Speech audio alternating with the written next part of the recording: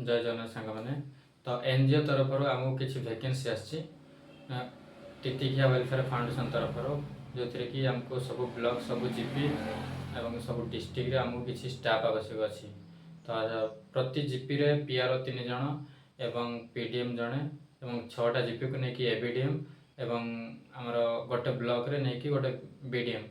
तो सैलरी कौन है बीडीएम मान 50,000 टका सैलरी एबीडीएम मान 30,000 टका सैलरी पीडीएम मान 15,000 टका सैलरी एवं पीआर मान 10,000 टका सैलरी आमर नयगढ़ डिस्ट्रिक्ट बरहमपुर गजपति एवं कन्धमाल डिस्ट्रिक्ट एथिरे जति भी आमर ब्लॉक अच्छी जीपी अच्छी सब ब्लॉक एवं जीपी रे आमर स्टाफ आवश्यक अच्छी जिते जन भी काम करने इंटरेस्टेड अच्छा से मैंने स्क्रीन दि जाइए नंबर डिस्क्रिप्शन में दि जाइए नंबर से मैंने कांटेक्ट करेंगे एवं काम को आगे बढ़े पारे जॉइन करेंगे एवं अधिक इनफॉरमेशन पाइबापी से जोगाजोग करूँ आउ कथा हूँ जहाँ भी डाउट अच्छी क्लियर करूँ वीडियो जदि भल लगी था समस्ते लाइक शेयर सब्सक्राइब करेंगे धन्यवाद।